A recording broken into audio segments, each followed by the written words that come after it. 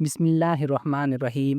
اللہ کی ناراضگی کی 7 نشانیاں۔ کبھی سوچا اگر اللہ ہم سے ناراض ہو جائے تو ہم کس پناہ میں جائیں گے؟ کیا ہمارے دل میں یہ خوف باقی ہے؟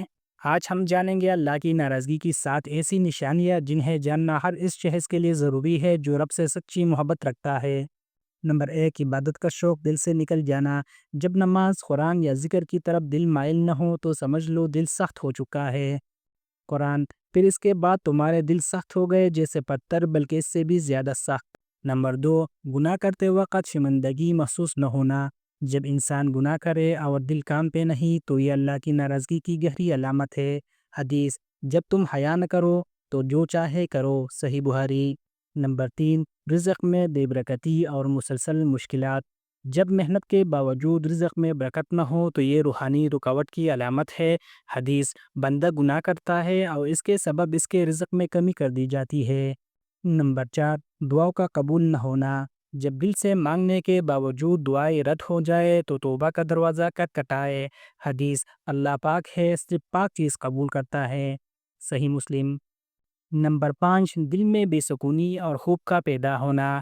اگر دل ہمیشہ گھبراہٹ اور پریشانی میں رہے تو اللہ کی رضا حاصل کرنے کی کوشش کرے۔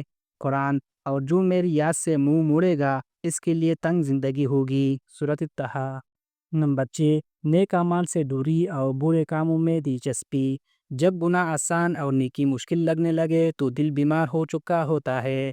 حدیث، بندے کے دل میں ایک سیاہ نقطہ آ جاتا ہے جب وہ گناہ کرتا ہے، ترمذی۔ نمبر 7، صالح لوگوں سے دوری اور برے لوگوں سے دوستی۔ جب نیک صحبت چھوڑ کر گناہگاروں کے ساتھ وقت گزارنا اچھا لگے تو یہ دل کے زوال کی علامت ہے۔ حدیث، آدمی اپنے دوست کے دن پر ہوتا ہے، پس تم دیکھو کس سے دوستی کر رہے ہو، ابو داؤد۔ اگر آپ میں ان میں سے کوئی ایک بھی نشانی ہے تو وقت ہے کہ اللہ سے سچے دل سے توبہ کرے۔